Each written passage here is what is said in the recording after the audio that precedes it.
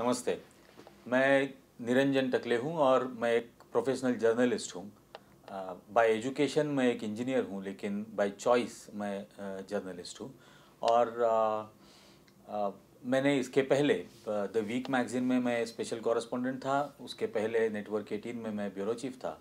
और week magazine में काम करते समय मुझे ये मौका मिला कि मैं अलग अलग सब्जेक्ट्स पर काम करूं, जो कल्चर से एग्रीकल्चर तक रेंज करते हैं। और मैं जान पाया, मैं समझ पाया, मैं सीख पाया काफ़ी कुछ उन सब्जेक्ट्स को कवर करते हुए एज ए जर्नलिस्ट के तौर पर। तो आज मैं आपको बताना चाहूँगा मेरी जो लेटेस्ट स्टोरी रही है जज लोया के मिस्टीरियस डेथ के बारे में, उनका जो मृत्यु हुआ था।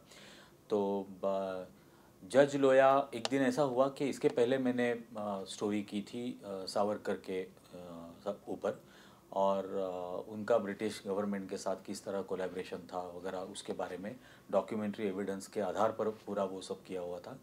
तो मैं मेरे एक दोस्त के साथ एक रेस्टोरेंट में पुणे में बातें कर रहा था एक्चुअली उसके बारे में। तो उसी होटल में दूसरे दिन वो एक लड़की मुझे मिलने आई और उसने कहा कि वो चाहती है कि उसको जो कहना है उसके बारे में मैं स्टोरी करूं। और वो रिश्तेदार थी, करीबी रिश्तेदार थी जज लोया की। और उसने कहा, मुझे पूरा वाकया बताया किस तरह से जज लोया को जाना पड़ा मुंबई से नागपुर, किस तरह से वो रात में 11 बजे उन्होंने फ़ोन किया था अपनी पत्नी को, और करीब 40-45 मिनट उन्होंने अपनी पत्नी के साथ बातें की थी।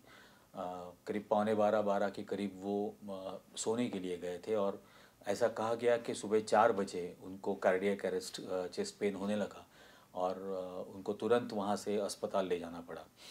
तो और उसने मुझे बताया कि उनको पहले दांडे हॉस्पिटल लेके गए, उसके अलग बाद में कहीं दूसरे एक मेडिट्रीना हॉस्पिटल में लेके गए। तो उन फैमिली को कई सारे सवाल थे फैमिली के मन में उनकी मृत्यु के बारे में, क्योंकि जज लोया की बहन अनुराधा खुद एक डॉक्टर है। और उनको लगा कि उनका ये कहना था कि जज लोया खुद एक बहुत हेल्थ कॉन्शियस इंसान थे, जो एक स्पोर्ट्समैन थे, जो अपने मृत्यु के दिन तक पिछले 29 साल रोज़ 2 घंटे वो टेबल टेनिस खेलते थे। He was a T toddler. उनको किसी भी चीज़ की आदत नहीं थी, स्मोकिंग नहीं करते थे या शराब नहीं पीते थे, पूरी कंप्लीटली वेजिटेरियन थे। और फैमिली में भी किसी को कार्डियक हिस्ट्री नहीं थी, कि हार्ट के बारे में किसी का कोई हिस्ट्री नहीं था, बैकग्राउंड नहीं था। तो उनको ये बहुत असंभव लग रहा था कि ऐसा हो ही नहीं सकता कि अचानक रात को 12 बजे सोने के बाद 4 बजे चेस्ट पेन शुरू हो जाए। क्योंकि उनका ये मानना था कि बॉडी सेटल हो जाती है, टेम्परेचर सेटल हो जाता है, पल्स रेट सेटल हो जाता है, तो ये बहुत लगभग नामुमकिन है इस तरह से होना। क्योंकि वो खुद उनकी मेडिकल एडवाइज़र और उनकी डॉक्टर थी। तो उनकी मेडिकल हिस्ट्री भी अब उनकी सिस्टर को पता था। तो उनका ये मानना था कि ये हो नहीं सकता और उसको इन्वेस्टिगेट करना था। अब दरअसल बात ये थी कि मैं कोई क्राइम रिपोर्टर नहीं हूँ, मैं क्राइम नहीं कवर करता था, लेकिन स्टोरी का इम्पोर्टेंस समझ में आया था। और मैं सोच रहा था कि मैं जब भी नागपुर जाऊँगा जहाँ पर उनका डेथ और उनकी पोस्टमार्टम हुई, तब मैं उसके बारे में ढूंढने की कोशिश करूँगा। तो मैं मिलने गया अनुज लोया को, उनके बेटे को, उनके घर में। और अनुज अपने दादाजी के साथ घर में बैठा हुआ था। उसका सिर नीचे था, वो गर्दन ऊपर करके आंख मिलाने को भी तैयार नहीं था, हिचकिचा रहा था। और बात शुरू करने के लिए मैंने उसे पूछा कि आप क्या करते हो। तो अनुज ने अपनी दादाजी की तरफ देखा और दादाजी ने जवाब दिया कि वो पढ़ रहा है। तो मैंने पूछा क्या पढ़ रहे हो। फिर दादाजी ने जवाब दिया कि वो लॉ कर रहा है। फिर मैंने पूछा कि कौन सी कॉलेज में, आईएलएस लॉ कॉलेज में, क्योंकि आईएलएस लॉ कॉलेज काफ़ी मशहूर कॉलेज है। तो उन्होंने कहा नहीं, किसी और कॉलेज में। तो मुझे बड़ा आश्चर्य हो रहा था कि ये लड़का क्यों बात नहीं कर रहा है, 18 साल का लड़का था है। तो मैंने पूछा उनसे कि अनुज क्यों नहीं बात करता है। तो दादाजी ने कहा कि उसको दुनिया में किसी भी इंसान पर विश्वास नहीं है और किसी भी व्यवस्था पर उसे भरोसा नहीं है, तो वो नहीं बातें करता है किसी से, वो ऐसे ही चुपचाप रहता है। और ये मुझे मैं मतलब मैं उसको समझ नहीं पाया। मैं शॉक हो गया था वो सब सुन के कि एक 18 साल का नौजवान लड़का कह रहा है कि दुनिया में किसी के भी ऊपर, किसी के भी बारे में उसको विश्वास और भरोसा नहीं है। तो दरअसल ये हुआ कि मैं उनके घर से निकला और मैंने अपनी बेटी को फ़ोन किया और मैंने उसको पूछा कि बेटा, मैंने अभी एक लड़के से मिला हूँ जो 1 साल छोटा है तुमसे। और मैंने उसे पूछा तो वो कहता है कि उसको ज़िंदगी में किसी पर भी विश्वास नहीं है, किसी भी व्यवस्था पर भरोसा नहीं है, तो कैसे जिएगा। तो मेरी बेटी ने मुझे कहा था कि बाबा, तुम क्या कर सकते हो, आप उसके मन में किसी भी व्यवस्था के बारे में विश्वास नहीं पैदा कर सकते। आप ज़्यादा से ज़्यादा आपकी प्रोफेशन के बारे में विश्वास पैदा कर सकते हो और कोशिश करो अगर हो सकता है तो वो मेरे लिए एक पर्सनल ट्रिगरिंग पॉइंट बन गया कि नहीं, मुझे ये करना ही चाहिए। क्योंकि मैं सोच रहा था कि मैं मेरी बेटी को देख रहा था उस लड़के की बातों में, और मुझे लगा कि मेरी बेटी की पीढ़ी ने, उसकी जनरेशन ने उसके पिता के प्रोफेशन पर विश्वास रखना चाहिए, क्योंकि उस प्रोफेशन से मैं अपना खाना कमाता हूँ, उसी से मैं उसका पेट भरता हूँ, उसी से मैं उसको पढ़ा सकता हूँ। तो ज़रूरी है कि वो अपने पिता के प्रोफेशन पर विश्वास रखे, भरोसा रखे।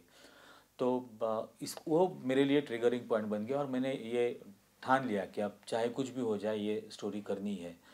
तो उसके बाद पूरा इन्वेस्टिगेशन शुरू हुआ और उसको काफ़ी लंबा समय लगा, 12 से 15 महीने उसमें लग गए।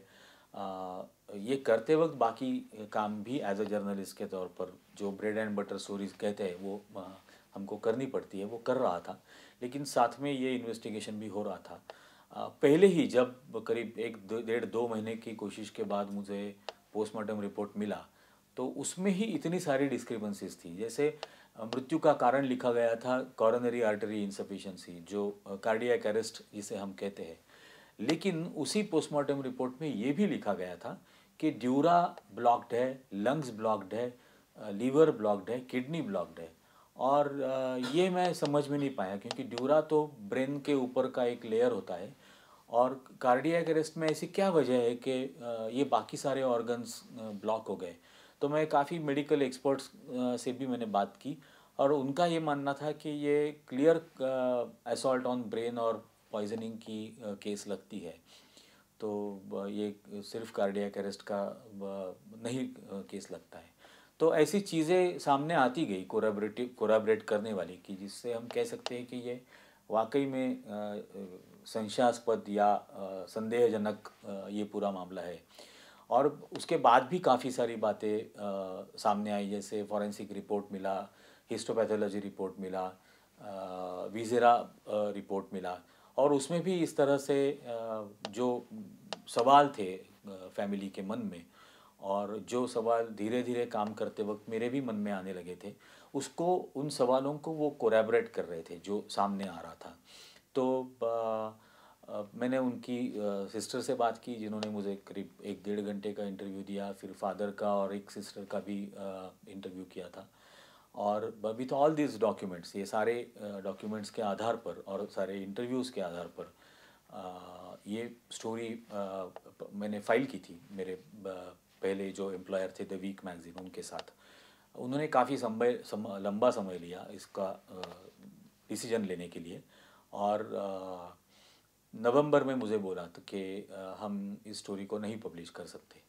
तो ऐसा हुआ कि मैं तो ज़ाती तौर पर, इमोशनल तौर पर उससे इतना जुड़ा हुआ था कि मैं सोच रहा था कि नहीं, ये स्टोरी आनी ही चाहिए, क्योंकि ये सिर्फ मेरी विश्वसनीयता की बात नहीं थी, सिर्फ मेरे बारे में नहीं था, ये जुडिशियल इंडिपेंडेंस की बात थी। और क्या इस तरह से उस पर हमला हो सकता है।